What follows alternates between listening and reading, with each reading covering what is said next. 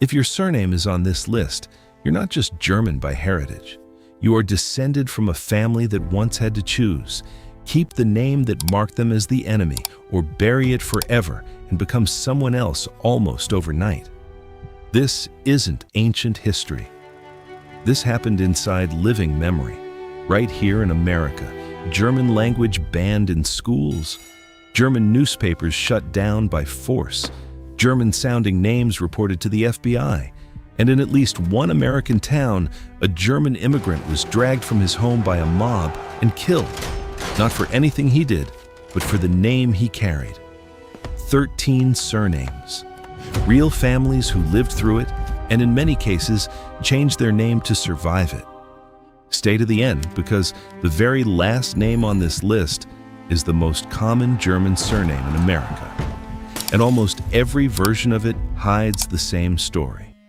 Before we go further, comment your surname right now if you think it's about to come up, because I want to know how many of you are connected to this.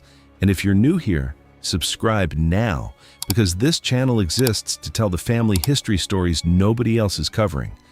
And this is one of the most overlooked ones in American history. One more thing before we dive in. If today's video gets you curious about digging into your own bloodline, I actually wrote a full book on this exact kind of research, but focused on Irish surnames specifically. It goes far deeper than any single video can. Surname origins, meanings, and the actual jobs your ancestors most likely held. If you've got Irish roots, or you're just as curious about that side of your family as you are about the German side, the link's in the description below. Let's begin. By 1900, German immigrants were one of the largest groups in America. German was spoken in homes, schools, churches, and newspapers across the entire country. Then, in 1917, the United States entered World War I against Germany. And almost overnight, being German in America stopped being an identity and started being a liability. States banned German language instruction in schools. Some towns renamed streets and even entire communities to remove anything that sounded German. Sauerkraut was renamed Liberty Cabbage. German measles became Liberty Measles. Orchestras stopped playing German composers. German language newspapers were shut down or forced to publish English translations under government supervision. It got worse than renaming things. In April 1918 in Collinsville, Illinois, a German-born immigrant named Robert Prager was dragged from his home by a mob, accused, with no evidence, of being a spy, and lynched in the street.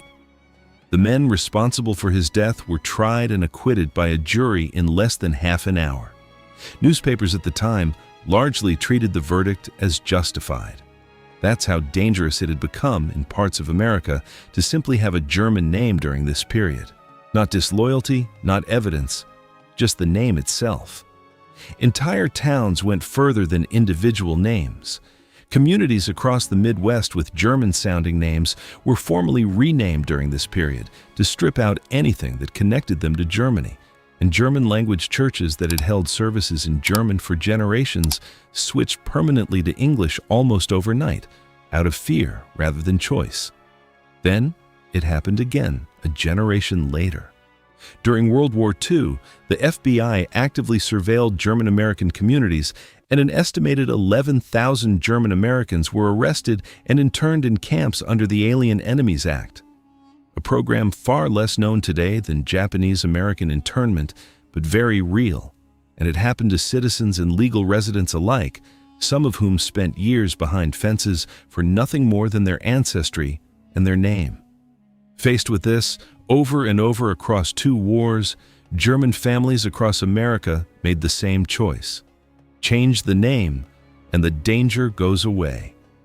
Here are 13 surnames connected to exactly that. Surname number 13, Weiss. Weiss, meaning white in German, was one of the most common and most easily disguised German surnames in America. Families simply translated it directly. Weiss became white, and the name that once marked a household as German vanished from view within a single generation, hiding in plain sight as one of the most common surnames in the English language. Surname number 12, Schwarz. Schwarz, meaning black, followed the exact same pattern as Weiss. During the height of anti-German sentiment, entire Schwarz families translated their surname directly into English, becoming the Black family literally overnight, trading a name that invited suspicion for one that blended into any American town without a second glance. Surname number 11, Fuchs. Fuchs means fox in German, and it's one of the clearest examples of a family choosing meaning over sound, rather than try to anglicize the pronunciation, which was difficult and still sounded foreign. Many Fuchs families simply became the Fox family. A small change on paper that erased an entire audible signal of German heritage in a single conversation. Surname number 10, Becker.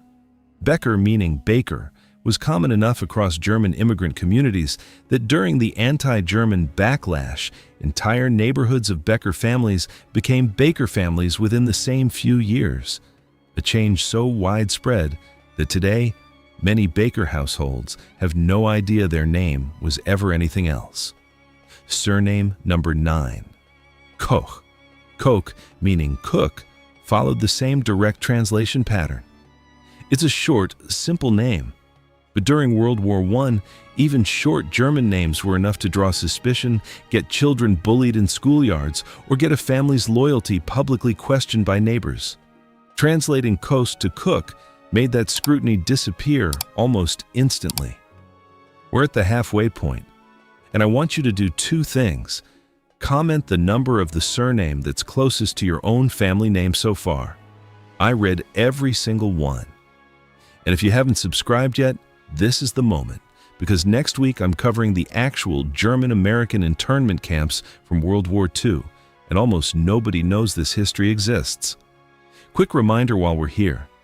If you've got Irish ancestry on top of German, or you're just enjoying this kind of deep dive, my book covers Irish surnames the same way we're covering German ones today. Origins, meanings, and the jobs your ancestors most likely worked. Links in the description if you want to keep going after this video ends. Let's keep going. Surname number 8, Schumacher. Schumacher, meaning shoemaker, is one of the longer German surnames, which made it especially conspicuous during a period when standing out was dangerous. Many Schumacher families shortened and translated it directly to shoemaker, trading a name that practically announced German ancestry for one that sounded like it had always belonged in America. Surname number 7, Schaefer. Schaefer, meaning shepherd, took the same direct route.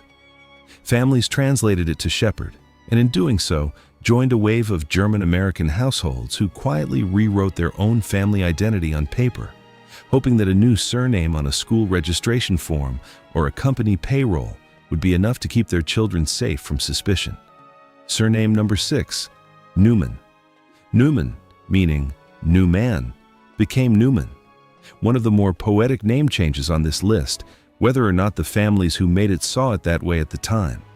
A name that once meant new man in German quietly became a literal new identity in English, in a country that had made it clear the old one wasn't safe to keep.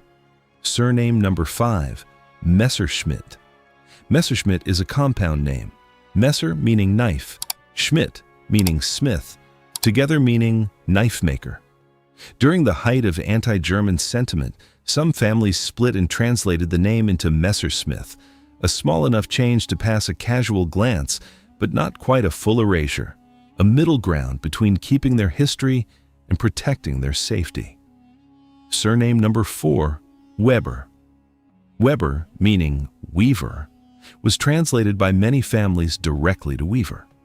Genealogical records from this period show entire Weber households appearing in one census as Weber, and the very next census, only 10 years later, recorded permanently as Weaver. A name change so complete that descendants today often have no idea where to even begin looking for the original spelling. Only a few names left, and we're getting to the biggest ones.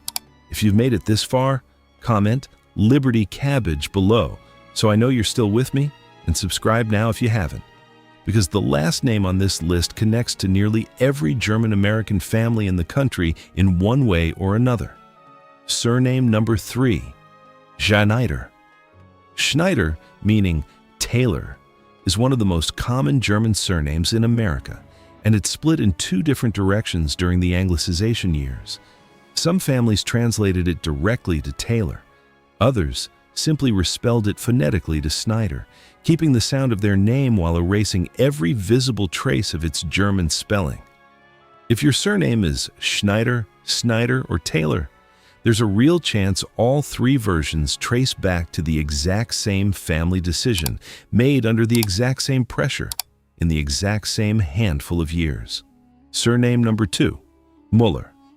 Muller, meaning Miller, is one of the most recognizable German surnames in the world, and one of the most commonly disguised. Families anglicized the spelling to Miller, dropping the umlaut entirely or translated it fully into Miller, one of the most common surnames in the English-speaking world today. If your surname is Miller, there's a meaningful chance your family's name wasn't always Miller at all. It was Muller, until it became safer not to be. Surname number 1, Schmidt. We end with the most common German surname of all. Schmidt, meaning blacksmith, was so widespread across German-American communities that during the peak years of anti-German sentiment, it became one of the most frequently anglicized names in the entire country, becoming Smith already the single most common surname in America, which made the disguise almost perfect. A family named Schmidt didn't just hide their German identity when they became Smith. They disappeared into the most common surname in the English language, completely and permanently, in a single generation. If your surname is Smith, there is absolutely no way to know just by looking at it whether your family has always been Smith, or whether 100 years ago, during a war that made their real name too dangerous to keep, they became Smith on purpose. Genealogists estimate that a meaningful percentage of American Smith families are, in fact, former Schmidts, meaning one of the most ordinary, most unremarkable surnames in the entire country may be quietly hiding one of the most common immigrant stories in it. 13 surnames, and 13 families who lived through a period in American history where simply having a German name could put your safety, your job, or even your life at risk, and who responded over and over the same way, by quietly becoming someone else on paper in a courthouse or a school registration form, without ceremony and often without ever explaining it to their own grandchildren. If you heard your name today, or a version close to it, comment it below along with what you know about your family's history during this period. Subscribe if you're not already.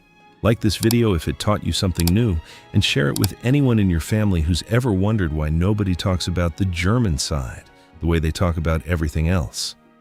I'll see you in the next one.